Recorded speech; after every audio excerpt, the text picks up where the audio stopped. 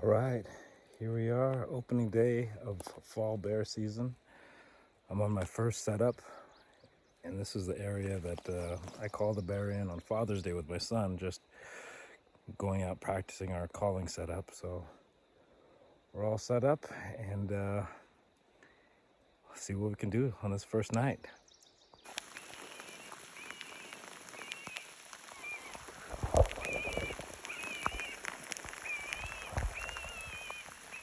I turned down the call and it just kind of slowed down, and I turned it back up and it started coming back in. Can't shoot a bear, but we can watch it, see how it reacts, see what it does, learn from it.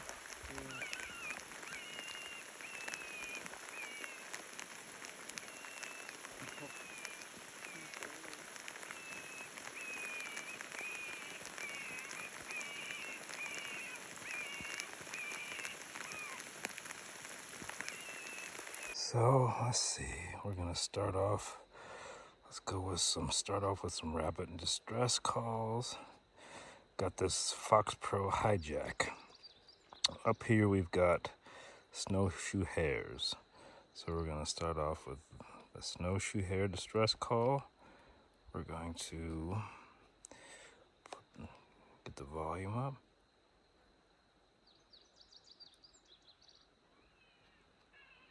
Okay, I can hear it in the distance. I'm gonna start with it a little bit lower. And then I'm going to use the auto volume. That is going to change the volume on regular intervals. I like to use it on the fast interval. There. That's how we'll start it off. All right. The call about 120 yards away from me right now, and got the flag going. The grass was tall, so I put my tripod all the way up so that anything that is coming in and looking from a distance sees that flag going over the grass to further bring it in closer. This time of year, mosquitoes are a big concern, so I got some flat out supply all natural insect repellent, and I've got the incense burning just upwind of my stand location, but it also shows me that I've got a good wind. You know, the call is off that way, so I've got a wind coming towards me or cross.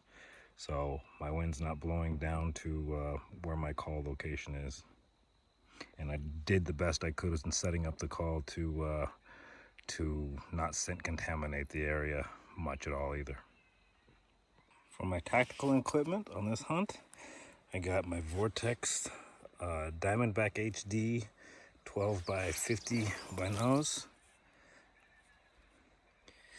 and my Vortex Razor HD 4000 yard rangefinder. And then I've got my Ferris Rifle Company 50 Beowulf shooting Lehigh Defense Extreme Penetrators, 420 grains, topped with a Primary Arms SLX 1 through 8 by 24 rifle scope, which with the ACSS Mill Griffin reticle. Awesome reticle. The only thing I forgot today is my lawn chair. And at this particular spot, literally, I drive up, set that call way out there, and sit in a lawn chair and work on calling bears in. And I have been successful over here. There's a lot of bears in this area, and in the state of Washington, especially in this northeast area, we have a lot of bears. Tonight, anything could come in. Could be cougar, could be black bear, could be grizzly bear, could be wolves, could be coyotes, who knows, bobcats, or nothing.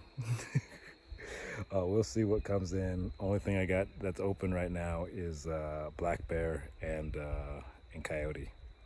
And yeah, the target here is black bears though.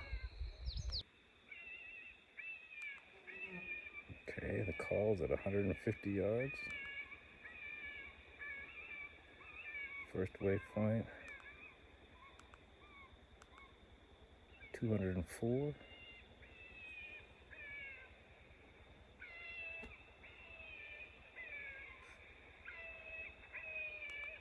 Second waypoint, 198.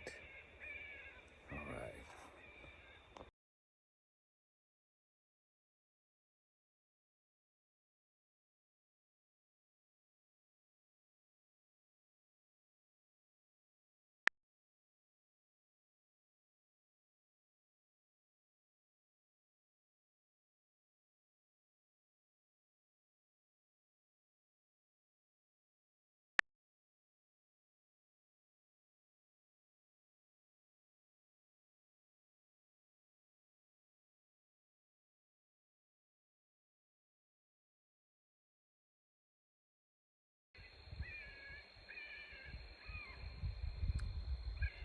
Saw a tuft of grass moving, atypical from the rest.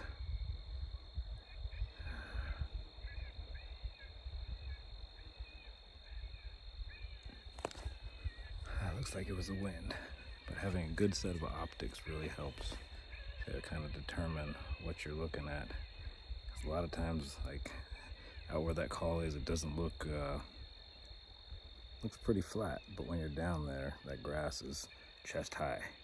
So animals moving through that could be all but invisible from here with the naked eye. So good set of powerful optics like the Diamondback HD's in 12x50 is what I choose to kind of make sense of whatever it is I'm seeing out there. One of the great features of this call is that it has a timer. It tells you how long you've been on sequence. Well, basically how long since you turned on the power. And so it probably took me 5 minutes after setting up the call to get and turning on the power. So we've probably been into this sequence about 40 minutes or so. I made note of the time. It was 7:15 p.m. when I started the call as well. So I keep in track of it. You want to sit on these calls, these setups, for at least an hour. And like in a setup like tonight, where I'm not really going to have a chance to go anywhere else, I'll sit on this until the end of shooting light. So it may be another, maybe 2 hours that I'm sitting on this call. The longer you sit, the more likely it is that you're going to see something, especially an animal that's rich in predators, or excuse me, especially in a location that's very rich in predators. And that's the case here. All right, 45 minutes in, I went ahead and switched to the other snowshoe hare call, the stress call. Just a little bit more raspy than the other one, a little bit more desperate. So kind of up in the ante a bit. Started with a little bit lower sound and a less aggressive call, and then raised the sound on it, and then now I've gone to a more aggressive call.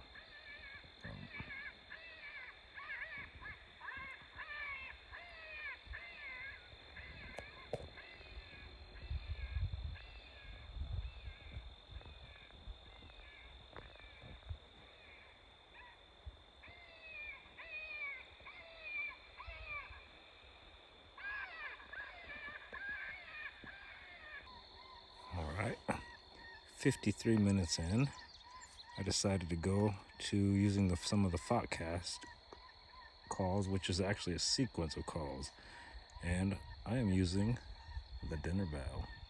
Of course, it's time to ring the dinner bell. So in the Foxcast calls, it runs a different sequence. It'll change different sounds and different volumes, different types of calls, and so yeah, it just switches it up a little bit periodically, and has some tactical breaks as well in the calling. This is actually what I was using when I called in my cougar on July the 3rd. I was actually using the Foxcast. I think I was using the Coyote stand calls there, S06. And it had some coyote. I was actually calling a pack of coyotes in. So it had some coyote vocals, but it also had some distress vocals in it. If you don't know what calls to use, it's not a bad place to start, especially if you're in a new area trying to figure out what's going to respond, or what the animals are going to respond to. A little bit of trial and error, but sooner or later something will come in. Maybe not today, but another day. And I've called bears in here before already. So where I'm hunting today is, I don't know, we're about half a mile from a farmstead. I talked to the owner of that property, and he's had one of his dogs killed by presumably a cougar, and so I talked to him about hunting this particular piece of land. I'm on public land that is pretty close to his house, but I'm trying to target areas where there's actual depredation issues. The bears that are far and away, deep in the forest, or the cougars, I like to let them do their thing, and I really want to target the ones that are potential issues, because hunting them will have a positive effect for somebody else other than just harvesting the animal. So there is a good deal of thought that I put into where I hunt to actually have a positive impact on the predators in the area around somebody's home. Well, camera makes it look a little bit brighter, but it is the end of shooting light here. So, no bear today, but bad day hunting is better than a good day of work. But I guess I worked already too, so whatever. Good way to end the day. Well, we'll get back after it later. This is my hunt for today. No harvest, but gotta get out there. Good luck. Have a successful bear hunting season. Ending this sequence at 100 minutes.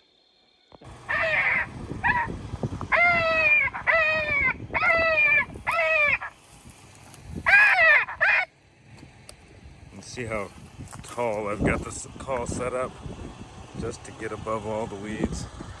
I got the flag that was on it before, and it had a little piece of